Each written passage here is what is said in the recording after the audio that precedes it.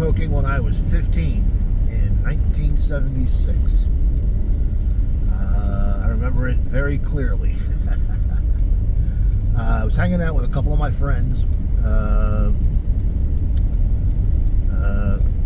3 other guys.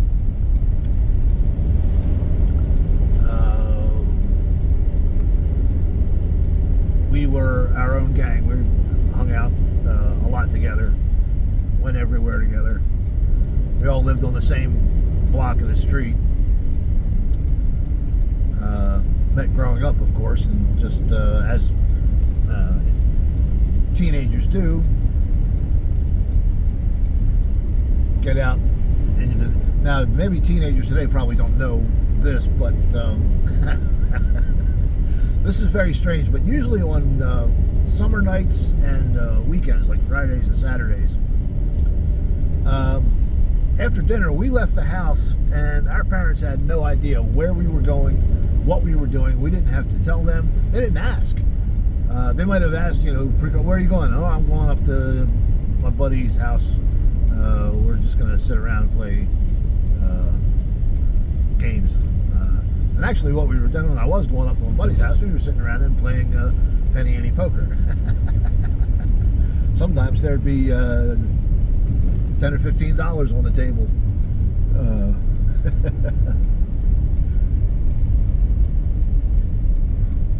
We just played with change.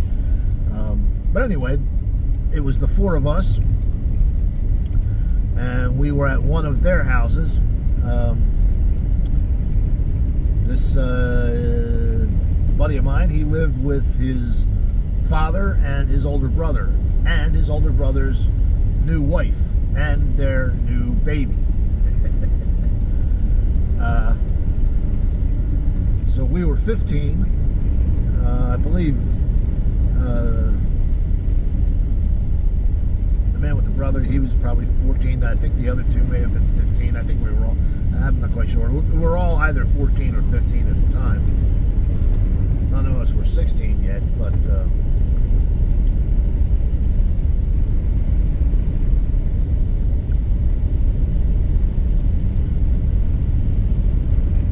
we were over there hanging out with older brother at the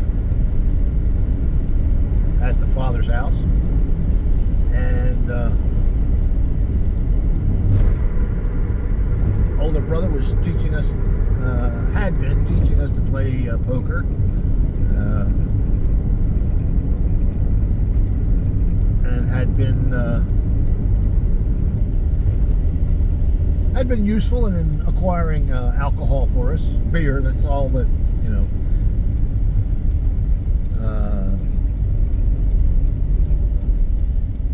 I mean, it was his little brother, so he'd buy us beer, but he wouldn't buy us anything else.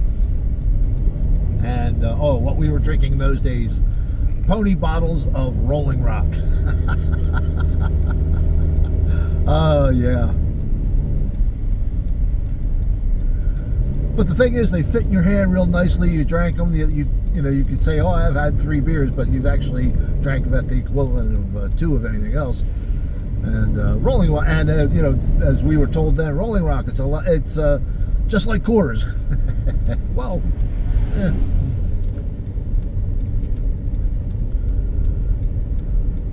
Latrobe Brewing, Rolling Rock.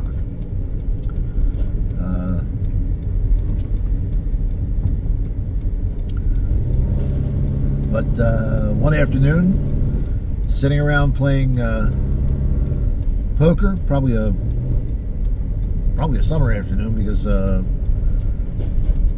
older brother came home, and he sat down at the table where we were playing poker, pulled out a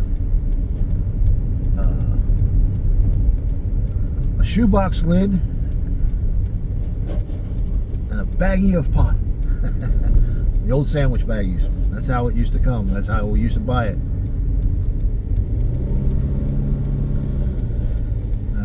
He had a half ounce, dumped it out on the shoebox lid and started going through it. And I'd actually never seen marijuana before in my life. But of course, I knew all about it. I heard about it. And wow, dude, you're going to lose that belt.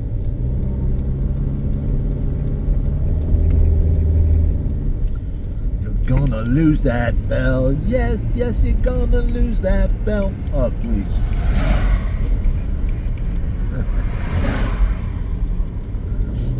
Strange the places my mind goes sometimes.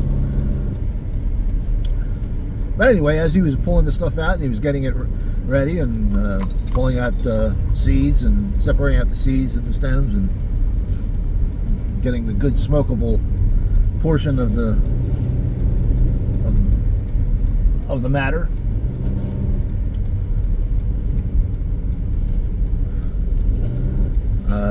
it turned out that older brother had smoked with younger brother recently for the first time. So now asked if all his hangout buddies wanted to get a buzz on. So we looked at each other, said, "Oh yeah, sure, absolutely." I had always, ever since I'd become a teenager, I'd wanted to smoke pot. I wanted to find out what it was like. You know, you saw all the depictions on TV of hippies, and I had, by that time, I had listened to a couple of Cheech and Chong albums, so familiar with the concept of weed.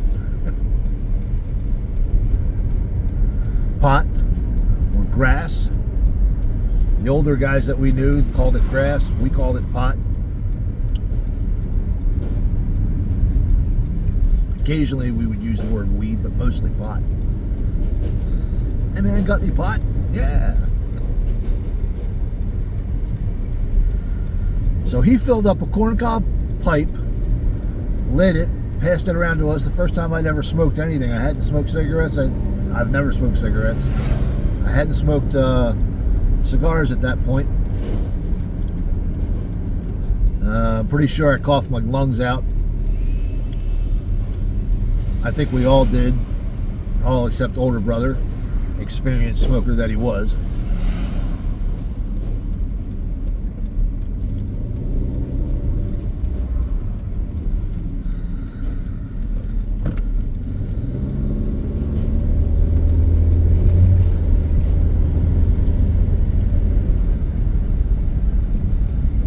And I don't really remember a whole lot of what happened after that.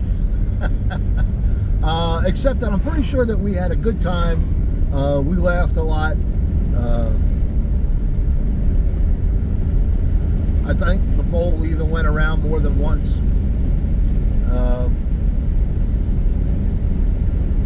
And of course, it wasn't long after that that, you know, we were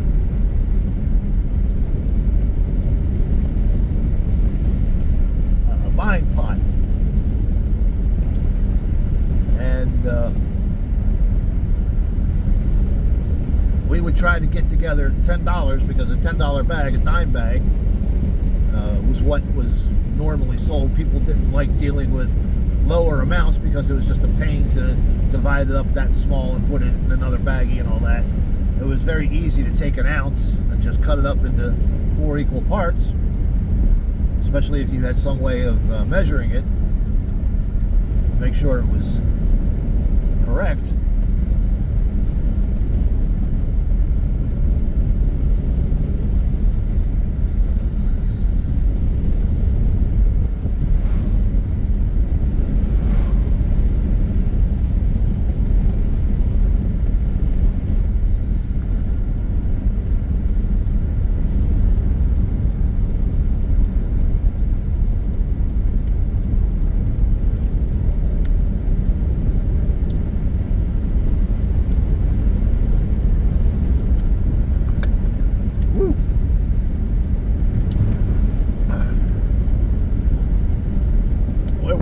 Yes, early pot smoking days.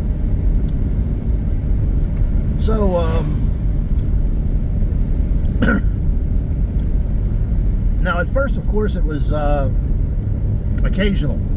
Oh, there is that country aroma And if you have ever driven through the country, you know what I'm talking about. Woo! Pungent aroma that lets you know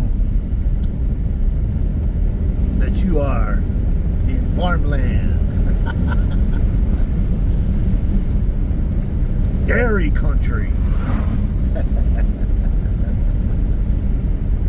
Oh my goodness. Well,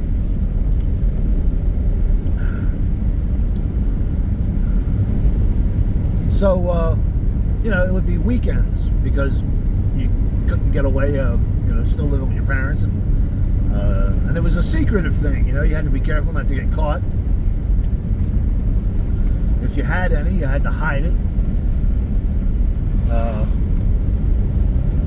I actually never got caught with pot. I got caught with papers by my mother once. She found a stash of papers in my room.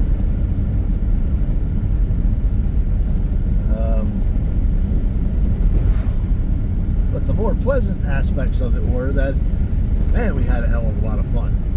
We laughed a lot. And it was a social thing. Really didn't discover getting high by myself for a while. Once I started waking up and just, I'm sure wake and bake in the summer was one of the things that I did. I know everybody did. Sometimes guys would be knocking on my door early in the morning. Hey man, you got anything for the head? Yeah man, come on in. I was just about to blow one. Burn one. Why did I say blow one? No, we didn't say blow one. That would have sounded weird.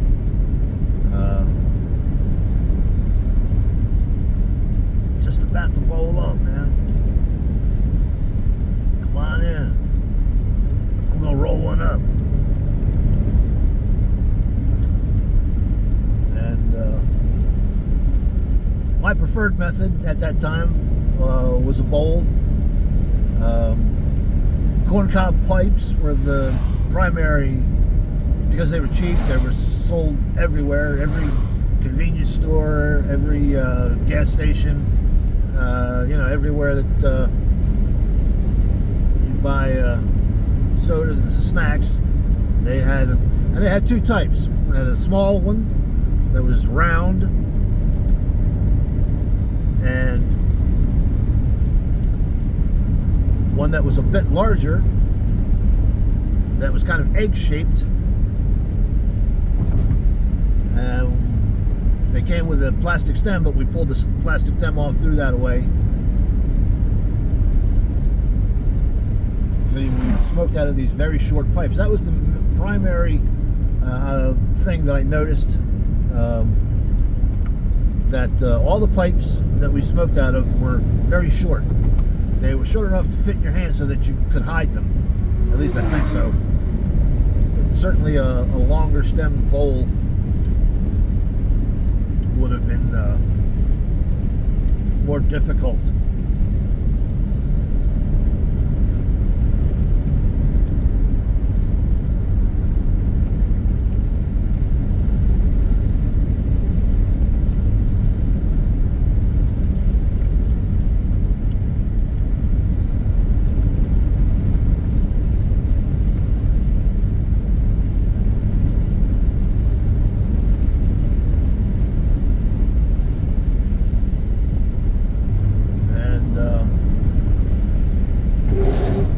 But I learned to roll joints as well. I especially wanted to learn to roll joints because there were times, once I became a pretty regular smoker, wanted to roll up a joint, very thin joint, just a little bit of pot, take it somewhere into the park or the woods, sit under a tree, play frisbee with my dog, and just sit there and smoke that. And that would be all that I would have on me. That way, I couldn't get caught. If somebody started coming towards me, I could just quickly put it out and swallow it. And I would have nothing on me. Don't know how well that would have worked, but that was the thinking. But anyway, so it became a normal thing to buy a dime bag, which actually was a $10 bag of weed. The kind of weed that we were getting at the time was something that was called Brown Colombian or Beau Brown, and it was the majority of the weed that we got back in those days. It was one of those, like, it was like the staple, the one that 7 times out of 10, if you were buying weed, that's what you were buying. And of course, well, at least at my level, you couldn't be picky about what what was available. So somebody had weed, they said, here, this is an ounce, this is a quarter of an ounce, $10. You said, okay, here, you got this. Didn't really, you might be able to check the weight later, but gram scales weren't that common at the time, so it might be an unusual thing to do.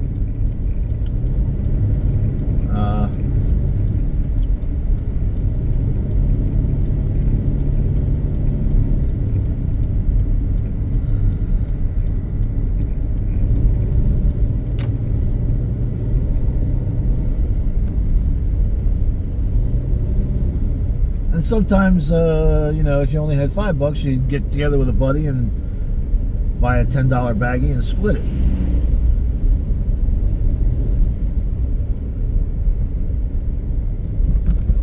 And we had a whole technology built around sandwich baggies and lighters and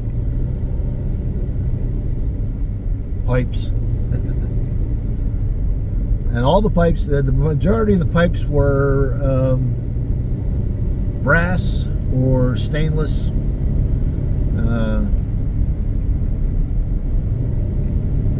But there were also wooden pipes, stone pipes as well. Having a stone pipe was something that really was nice. It was those were usually a little more expensive because they were specially made.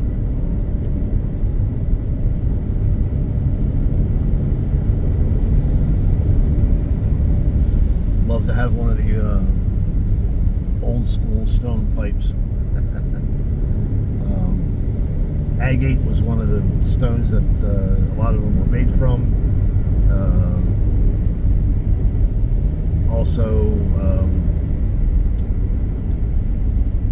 what else was? A couple of other soapstone.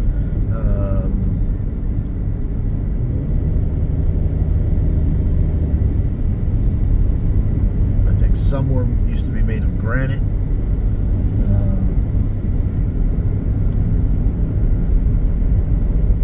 And there would be wooden bowls as well. Wooden bowls were generally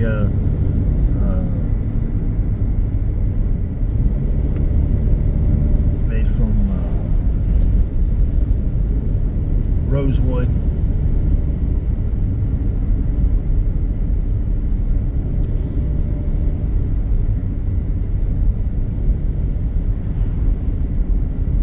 So having a container of weed and a bowl and a Bic lighter on you at all times. So anytime you could have a party. Any group of friends get together, you can make it a party. Oh, and although it was sold in baggies, usually once we got it, then we would put it in another container, and the most popular container for keeping weed was a film canister. These old plastic with rubberized caps used to hold film cartridges, film rolls for 35 millimeter cameras. They were just the perfect vessel for keeping weed in. Nondescript, everybody had cameras, everybody had film. So if you saw it, it wasn't suspicious. No, suspicious. dude, if you